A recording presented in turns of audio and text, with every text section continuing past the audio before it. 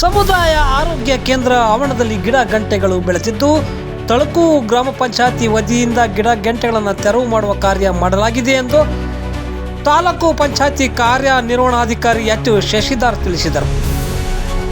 ಚಳ್ಳಕೆರೆ ತಾಲೂಕಿನ ತಳಕು ಆರೋಗ್ಯ ಸಮುದಾಯ ಸುತ್ತಮುತ್ತಲಿನ ಖಾಲಿ ಪ್ರದೇಶದಲ್ಲಿ ಗಿಡ ಗಂಟೆಗಳು ಬೆಳೆದಿತ್ತು. ಅಲ್ಲದೆ ಇಲ್ಲಿರುವ ಶೌಚಾಲಯವು ಸಹ ನೀರಿನ ಕೊರತೆಯಿಂದಾಗಿ ಉಪಯೋಗಕ್ಕೆ ಬಾರದಂತಾಗಿತ್ತು. ಗ್ರಾಮ ಪಂಚಾಯತಿ ವತಿಯಿಂದ ಶೌಚಾಲಯಕ್ಕೆ ನೀರಿನ ವ್ಯವಸ್ಥೆ ಹಾಗೂ ಈ ಸಮುದಾಯದ ಆರೋಗ್ಯ ಕೇಂದ್ರ ಸುತ್ತಮುತ್ತಲು ಬೆಳೆಯಲಾಗಿದ್ದ ಗಿಡ ಗಂಟೆಗಳನ್ನು JCB ಯಂತ್ರಗಳ ಮೂಲಕ ತೆರವು ಮಾಡಲಾಗಿದೆ. ಸಮುದಾಯದ ಆರೋಗ್ಯ ಕೇಂದ್ರ ಹಿಂಭಾಗದಲ್ಲಿ ಇರುವಂತಹ ಬಾವಿಗೆ ಕಸ ಸುರಿಯುತ್ತಾರೆ ಎನ್ನುವ ಮಾಹಿತಿ ಇದೆ. ಈ ಬಾವಿಗೆ ಮುಚ್ಚಳಿಕೆಯಾಗಿ ಕಬ್ಬಿಣದ ಮೆಸ್ ಅಳವಡಿಸಲು PDO ಓಬಣ್ಣ ಅವರಿಗೆ ಸೂಚನೆ ನೀಡಿದ್ದಾನೆ ಎಂದು ಅವರು ತಿಳಿಸಿದರು.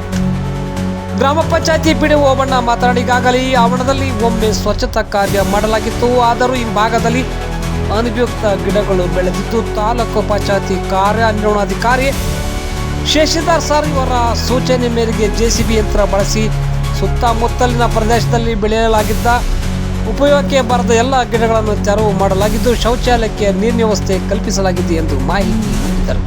ಈ ಸಮಯದಲ್ಲಿ ಗ್ರಾಮ ಪಂಚಾಯತಿ ಸದಸ್ಯರು ಹಾಗೂ ಗ್ರಾಮಸ್ಥರು ಇದ್ದರು.